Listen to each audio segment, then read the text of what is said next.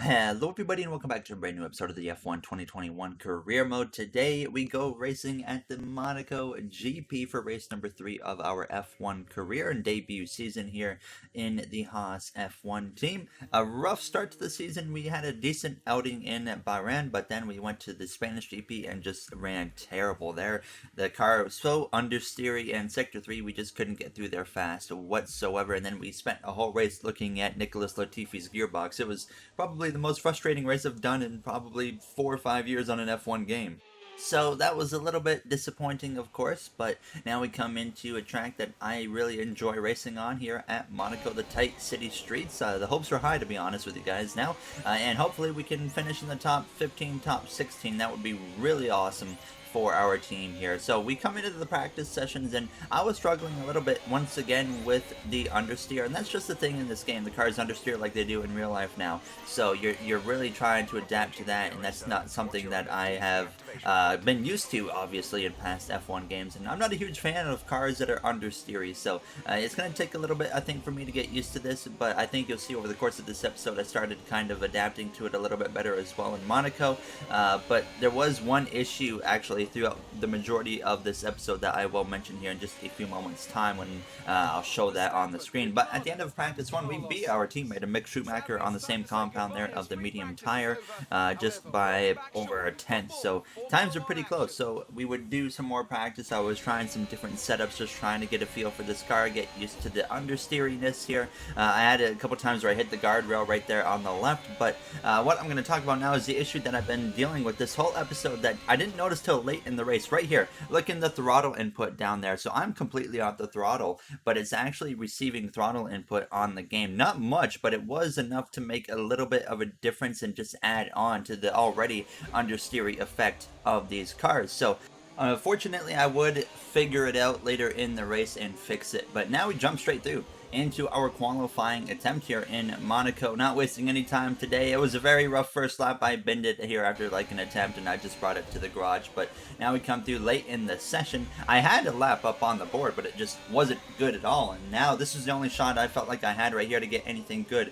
So I was doing everything I could to make sure we try and beat Kimi Räikkönen and George Russell, or our teammate of Schumacher, who actually had a very strong lap and was looking like he was going to advance into the next round of qualifying. I come through down the front straightaway. We gain about 0.6 of a second on our previous lap, and we actually go P16. I immediately just pull off, say I'm calling it there. Unfortunately, the lap would not stick at all. Schumacher makes it into round 2 of qualifying, but we qualify dead last for the second episode in a row. But the one positive is, even though we just got destroyed in qualifying, we definitely have a car capable of passing Latifi, maybe even going after our teammate Mick Schumacher if things work out. So now let's jump into the race here for the Monaco GP.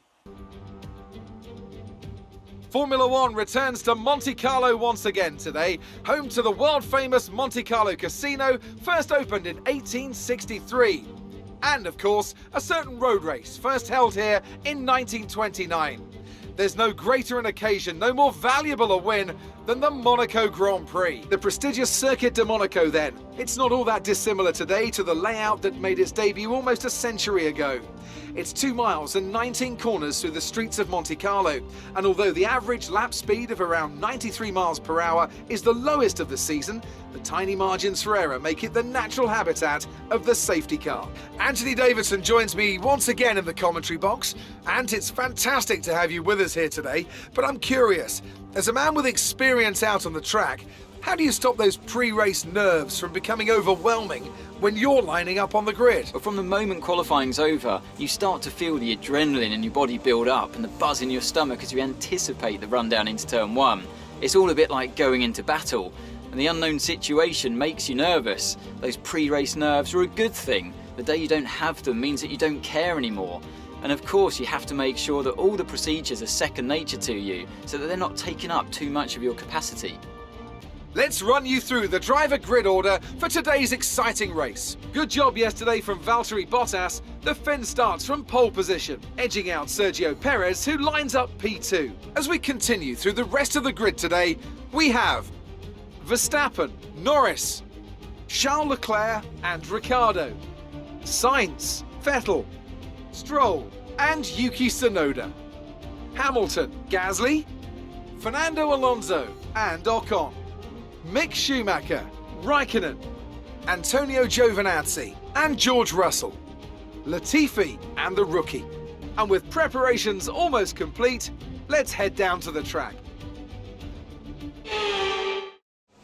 There you have the introductions for this race. A very overcast day here in Monaco. Very obvious strategy, hard tire, and then we are going to put on the medium tire later in the race and go to the end. So, getting ready to go green for this formation lap. High hopes for this one. We might be starting last, but I know for a fact we have a car capable of running better than last place this time around. So I wasn't too concerned about the qualifying effort. Obviously, though, it's Monaco. It's tough to pass around the circuit. That was the only concern I had. So this start is going to be very crucial here as we get ready to grid up right behind the Williams of George Russell, his teammate and fellow Canadian of Nicholas Latifi here on our right-hand side. Now, Bottas on pole, Hamilton way down the grid, and now the lights are out and we are underway. And there you see Valtteri Bottas gets off to a very strong start as we go down towards turns 1, and he's only under pressure from both Max Verstappen and Perez, who are side by side there out of turns 1. And then you got the McLarens as well as the Ferraris, and then the 2 Aston Martins of Lance Stroll as well as Sebastian Vettel going back and forth at it.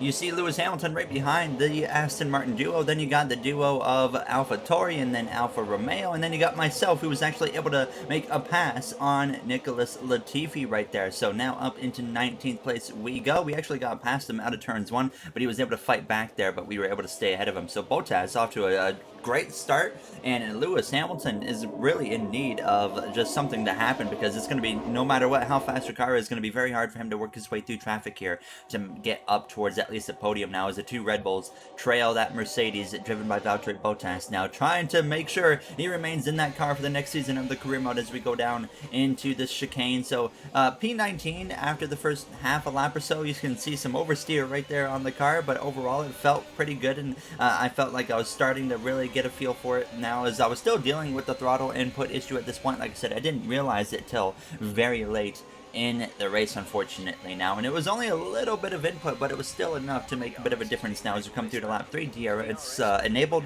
and now we try to work our way towards that gearbox of Antonio Giovinazzi, but the question is, can we get to his gearbox or close enough to it out of that final turn, setting us up to be close enough to make a move down into turns 1 with the DRS. It's going to be very tough. It's so hard to even use the DRS to your advantage when it comes to Monaco. It really doesn't help that much, but of course it will get us close, but will it get us close enough to make that move?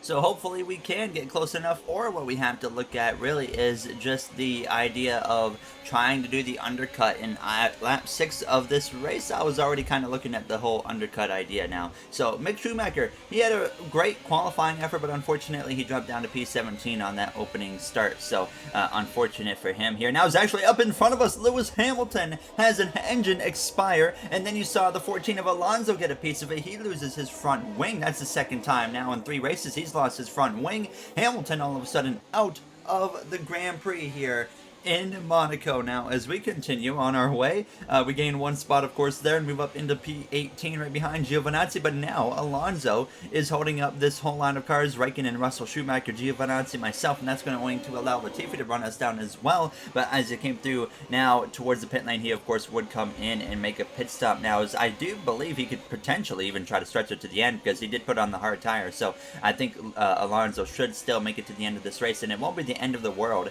for him in the Alpine now. So unfortunate there for Hamilton, who's won the first 2 races and then DNFs in the Monaco GP, and that, I mean, if Valtteri Bottas wasn't already in position to win this Grand Prix, well, now he is in great shape here, as he has really no competition. The Red Bulls just don't seem to have enough for him so far at the start of this season now. I'm assuming that we're going to be getting a patch that puts the Red Bulls ahead of Mercedes with the performance, but we'll have to wait and see now as we came through, though, to lap 12 already in this GP, and I'm looking for that opportunity to get around Giovinazzi, because Russell was holding us up now. He comes into the pit lane. I don't know if his tires were really worn or if he was also having some damage on that wing, but then Esteban Ocon, he had just come into the pit lane as well on that same lap. So now to lap 14, running P15, you can see I'm dealing with some oversteer here and there when I just get down on the throttle too hard, but then to lap 15 of this GP, and once again just close to Giovinazzi, but not close enough, as now Mick Schumacher kind of pulling away about 2 seconds ahead nearly as we came through to the end of lap lap 17. So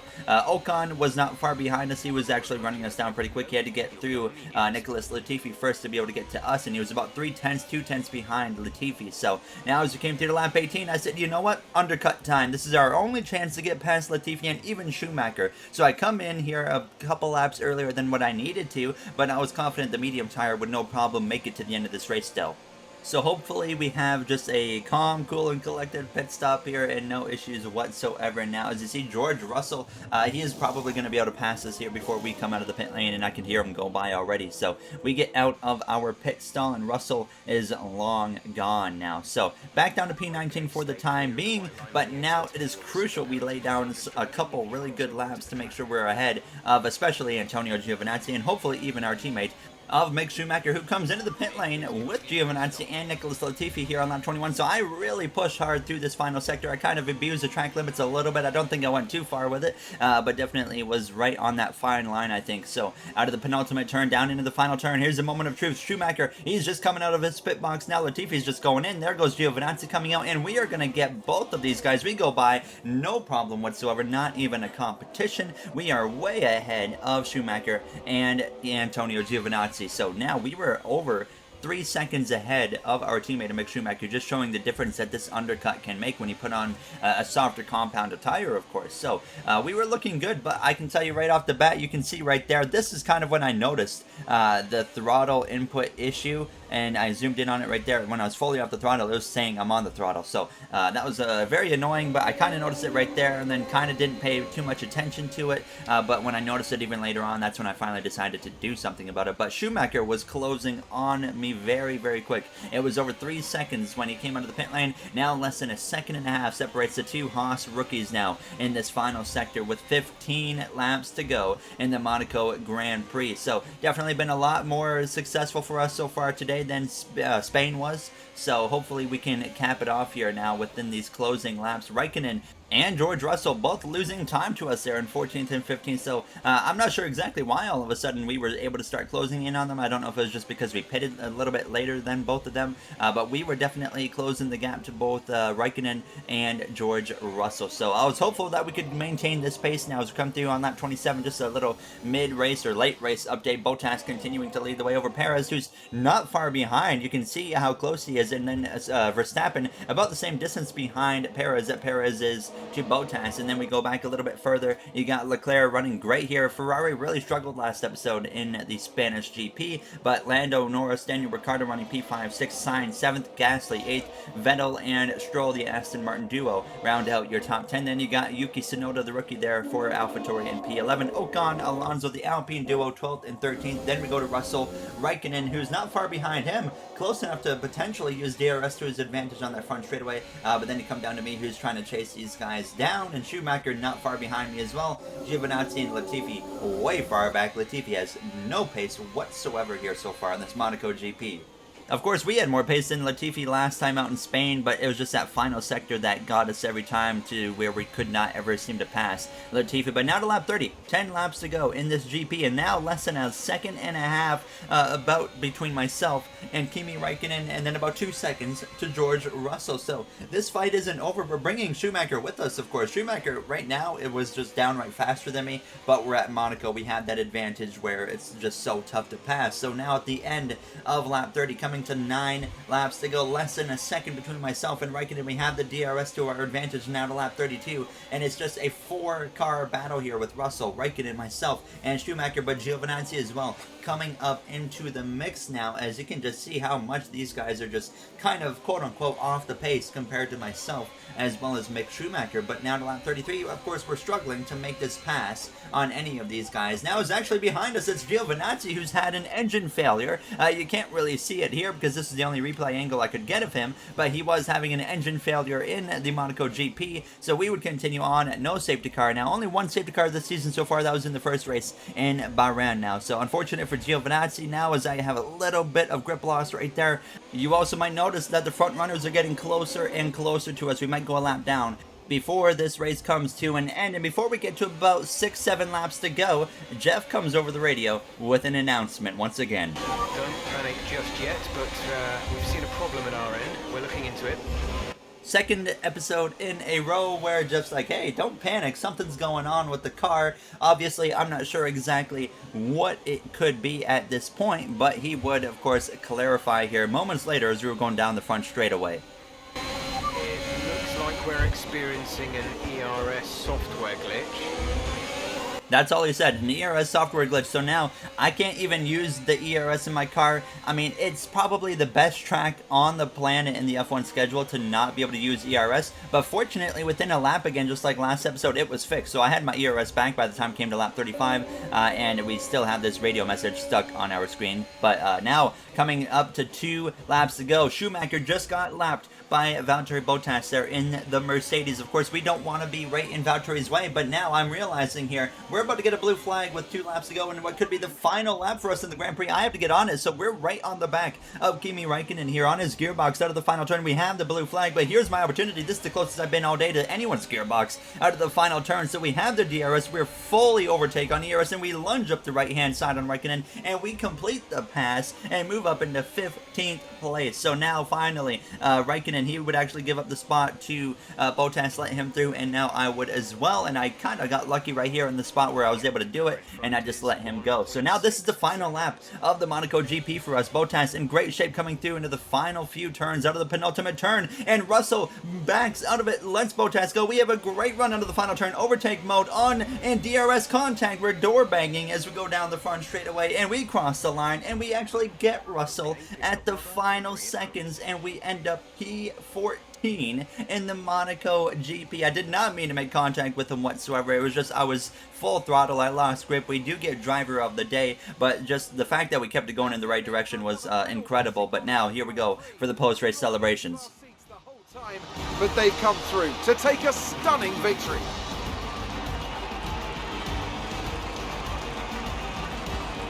Talk to me, Ants. What was it that set them apart from the competition today?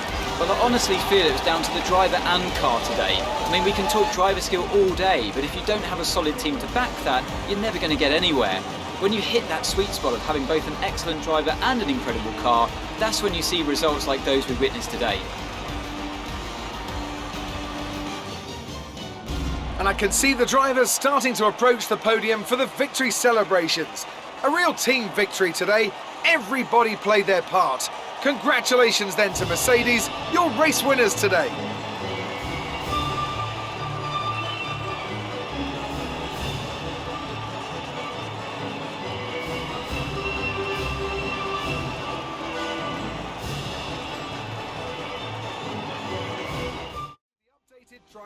What a finish there with the Williams driver of George Russell. We end up 14th place. We get driver of the day. One great step up from what happened last time out in the Spain GP. Schumacher ended up P17, but I mean, a commanding pass on Räikkönen right towards the end there on that final lap for us. And then, of course, we just took any opportunity we got there on George Russell and made it work. Bottas, though, your Monaco GP winner. And with Hamilton actually DNFing, and Bottas, I think, had the fastest time. That's going to tie him for the lead in points, actually, at the end of this episode.